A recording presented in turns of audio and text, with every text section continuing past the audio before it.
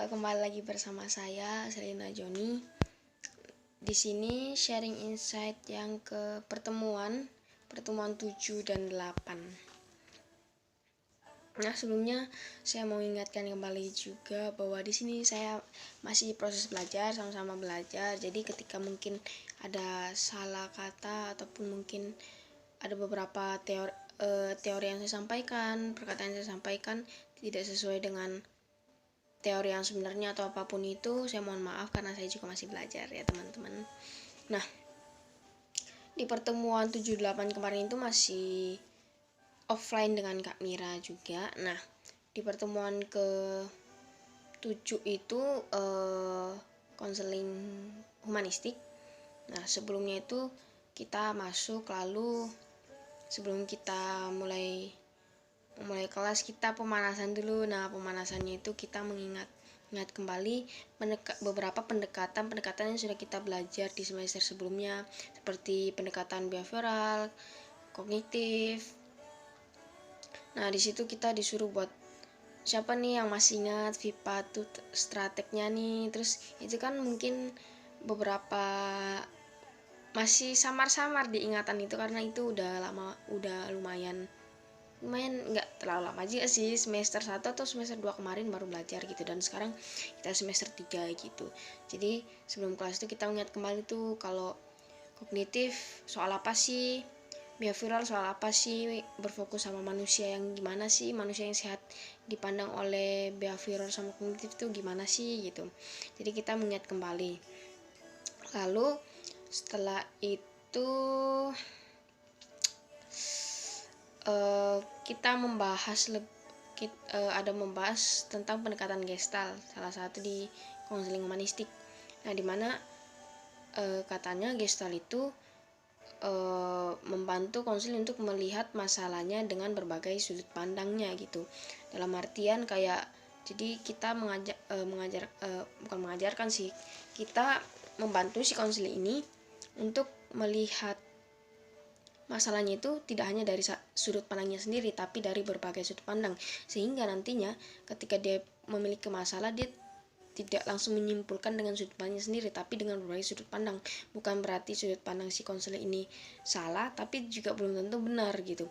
Jadi kemungkinan sudut pandangnya bisa benar, tentu bisa jadi juga salah. Justru itu ketika kita punya sudut pandang dari yang lain, kita bisa bukan mengkolaborasikan sih, intinya kita bisa melihat lah gimana sih orang memandang masalah yang kita hadapi dan kita bagaimana memandang masalah itu sendiri gitu. Terus Gestalt ini sendiri merupakan aliran dari modern. Lalu dimana Gestalt ini berfokus pada masa sekarang dan dibutuhkan kesadaran pada saat ini. Jadi intinya Gestalt ini soal here and now gitu. Jadi waktu sekarang gitu dan saat ini gitu. Terus di Gestalt ini juga ada konsep unfinished business, dimana tentang urusan yang belum terselesaikan gitu di masa lalu gitu. Jadi ada kaitannya gitu masalah kita yang sekarang dengan unfinished business kita gitu. Terus juga di Gestalt mencangkup perasaan-perasaan yang belum terungkap atau sulit untuk diungkapkan gitu, karena kadang kita nih kadang ada beberapa perasaan yang kita mungkin tidak mau mengakui itu, dan sehingga kita sulit untuk mengungkapkan perasaan itu gitu. Lalu tugas konselor di Gestalt ini mungkin dimana kita sebagai konselor mendorong konseling kita untuk melihat kenyataannya gitu loh, melihat kenyataannya yang dia alami. Jadi kalau misalnya dia kenyataannya sekarang dia punya masalah, ya udah kita ayo mendorong konseling kita bahwa lihat, nggak apa-apa, iya kamu sekarang punya masalah, bukan berarti kamu punya masalah dan kamu nggak mau menerima keadaan itu gitu, tapi kamu harus melihat itu dan menerima itu, dan bagaimana caranya kamu buat menghadapi permasalahan yang kamu sedang hadapi sekarang ini gitu. Nah, di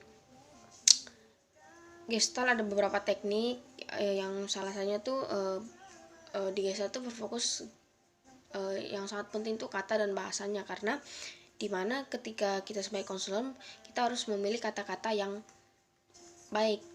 Istilah dari istilah yang diajarkan dari kemarin itu modalita gitu. Jadi sehingga ketika kita punya kata-kata pemilihan kata-kata yang baik, kita mampu mewakili kata-kata kita itu untuk mewakili kata-kata itu menjadi pertanyaan, sehingga konselor itu tahu apa sih yang kita maksud gitu, apa pertanyaan yang kita maksud itu gimana sih gitu.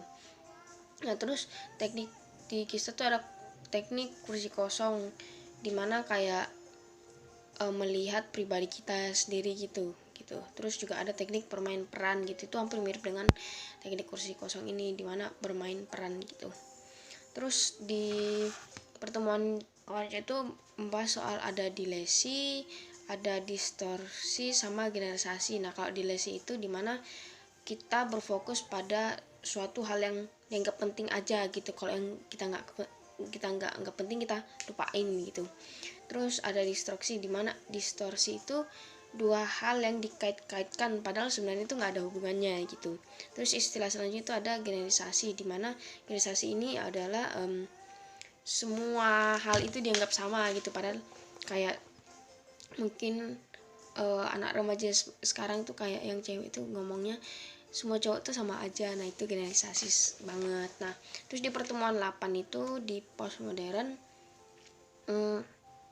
kita ada bahas soal kalau aliran modern itu aliran modern dan aliran postmodern. Nah kalau aliran modern sendiri itu dimana berfokus pada akar masalah, jadi berfokus pada akar masalahnya, sehingga ketika kita mencari akar masalah otomatis kita harus ke masa lalu gitu, jadi berfokus ke masa lalu gitu. Nah sedangkan pada postmodern itu berfokus pada solusi untuk masa sekarang. Jadi kalau modern berfokus pada masalahnya, kalau postmodern berfokus pada solusinya sekarang gitu.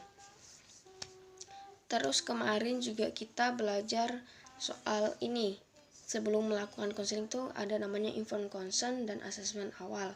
Nah informed consent sendiri ini kita berikan di awal sebelum memulai sesi konseling. Jadi ini merupakan surat pernyataan gitu, surat si konseling ini benar-benar mau mengikuti konseling ini tanpa ada paksaan. Nah diisi di informed consent ini berisi tentang informasi kita sebagai konselor, terus juga ada asas kerahasiaan. Nah dimana menjelaskan asas kerahasiaan ini tidak akan lagi menjadi rahasia ketika si konseling itu ketika berkaitan dengan si konseling dalam hal ingin membahayakan dirinya sendiri ataupun membahayakan orang lain. Nah, misalnya dia pengen bunuh diri, otomatis kita harus masalah ini nggak jadi lagi rahasia, kita perlu menghubungi keluarganya, orang-orang terdekatnya gitu.